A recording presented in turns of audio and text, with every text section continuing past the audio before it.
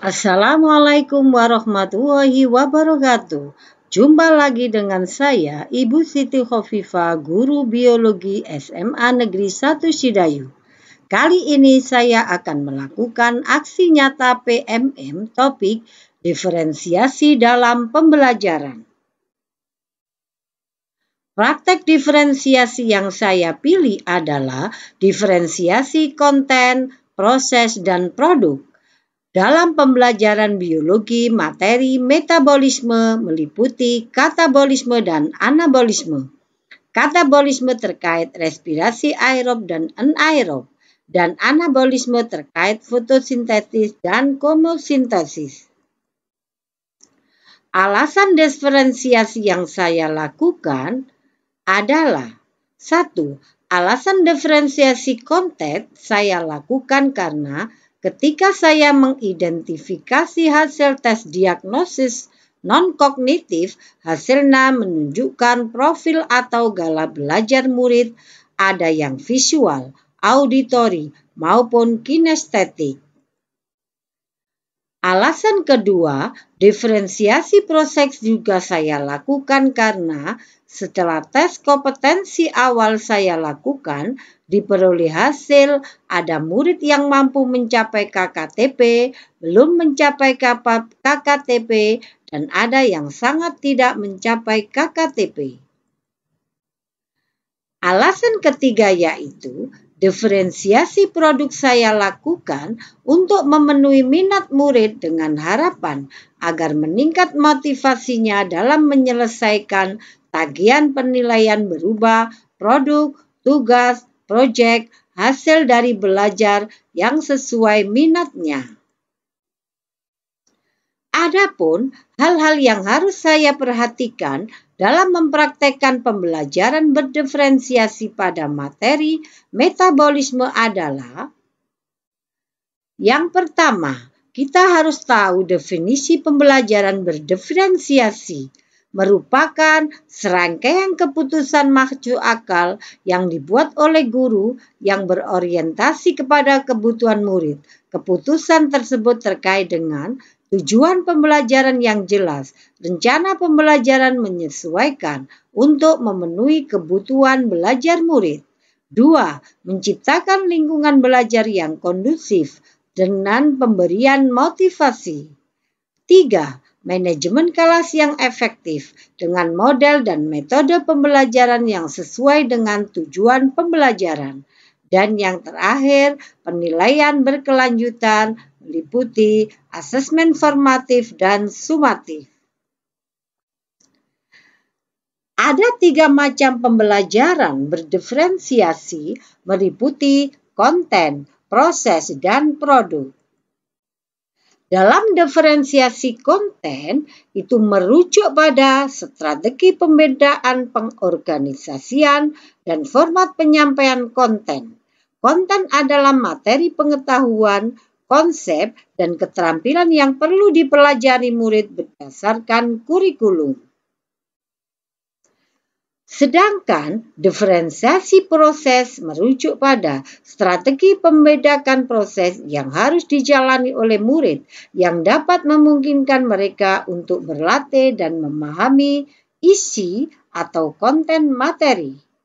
Dan diferensiasi produk merujuk pada strategi memodifikasi produk hasil belajar murid, hasil latihan, penerapan, dan pengembangan apa yang telah dipelajari yang sesuai dengan minat murid. Dan diferensiasi dalam pembelajaran harus memenuhi kebutuhan belajar murid meliputi kesiapan belajar atau readiness, 2. Minat, dan 3. Profil belajar. Kesiapan belajar terkait dengan kapasitas atau kesiapan murid untuk mempelajari materi baru. Kesiapan ini terkait dengan berbagai hal, di antaranya pengetahuan, konsep, dan keterampilan awal yang dikuasai murid. 2. Minat, suatu keadaan mental yang harus menghasilkan respon terarah kepada suatu situasi atau objek tertentu yang menyenangkan dan memberikan kepuasan kepadanya. Dan yang terakhir, harus memperhatikan profil belajar, merupakan pendekatan yang disukai murid untuk belajar, yang dipengaruhi oleh gaya berpikir, kecerdasan, budaya, latar belakang, jenis kelamin, dan lain-lain. Adapun strategi yang saya lakukan dalam mempraktekkan pembelajaran berdiferensiasi materi metabolisme adalah untuk diferensiasi konten dengan mempersiapkan media atau sumber belajar berupa e-modul, video, PPT, dan buku pegangan yang menunjukkan diferensiasi konten yang saya sediakan untuk memenuhi kebutuhan profil atau gaya belajar peserta didik baik visual, auditori, dan kinestetik. Sedangkan untuk diferensiasi proses, saya menggunakan strategi dengan menggunakan metode diskusi informasi, praktikum, kerja kelompok, diskusi kelas, tutor sebaya, dan pendampingan oleh guru yang intensitasnya disesuaikan dengan kebutuhan murid sehingga semua murid akan mampu mencapai KKTP. Dan terakhir, untuk diferensiasi produk, saya menggunakan strategi dengan memberi kebebasan pada murid sesuai minatnya dalam memenuhi tugas, produk, proyek yang menjadi tagihan dalam penilaian, sehingga akan meningkatkan minat peserta didik untuk terlibat aktif dalam mengikuti proses pembelajaran sehingga PBM bisa berjalan kondusif. Inilah aksi nyata saya terkait pembelajaran berdiferensiasi meliputi konten, proses, produk, dan selamat menyaksikan. Waalaikumsalam warahmatullahi wabarakatuh. Anak-anak untuk pembelajaran yang berdiferensiasi. Sebelum KBM, saya melaksanakan kesiapan belajar. Silakan dipelajari dulu untuk kesiapan belajar kami. Yang padanya nanti akan diisi tanya jawab untuk mengetahui kesiapan belajar kami.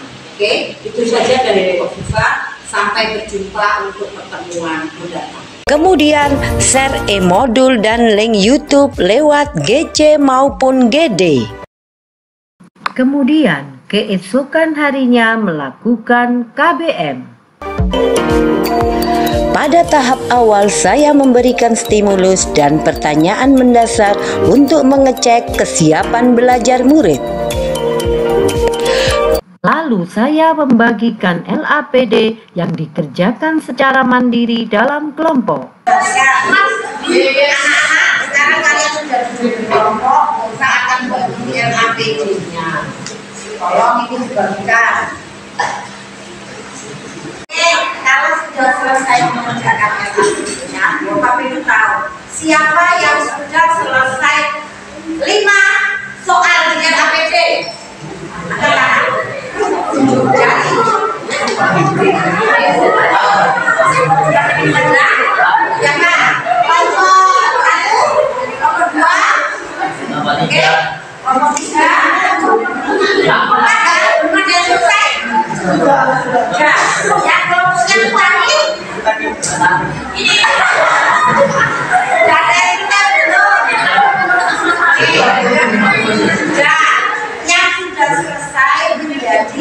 Sebaya bagi teman-teman saya.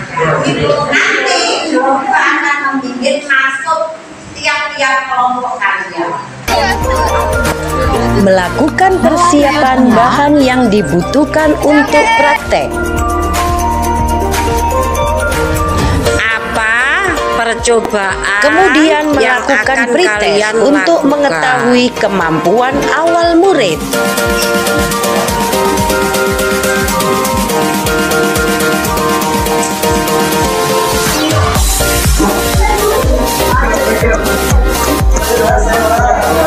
Oh,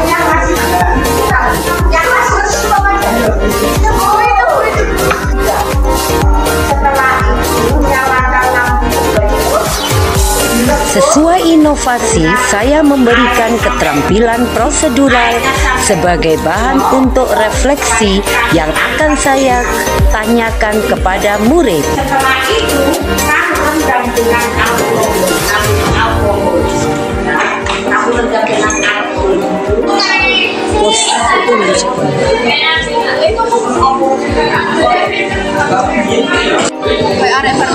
Kemudian melakukan praktikum untuk pengambilan data. Nah, ayo gitu.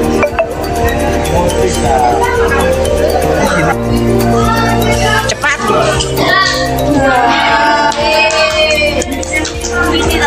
Pegang hasil karyanya. Ya. Lalu pameran panen raya.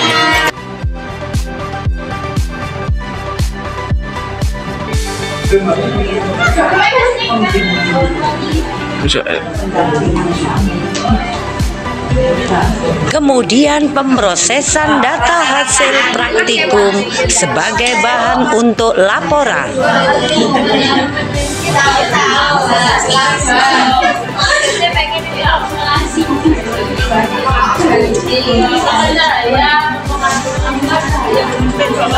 Lalu pemeriksaan data kembali.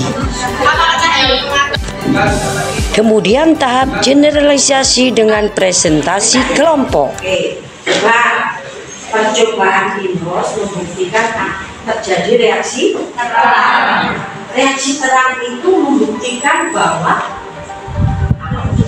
fotosintesis Disertai pendampingan. Dari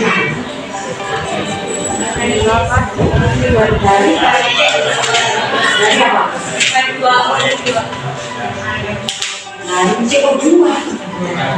Oh, jadi dari air yang kamu masukkan dalam gelas ini ya, setelah itu kamu masukin tumbuhan dicolong itu kan, kamu panaskan, apa yang terjadi? Air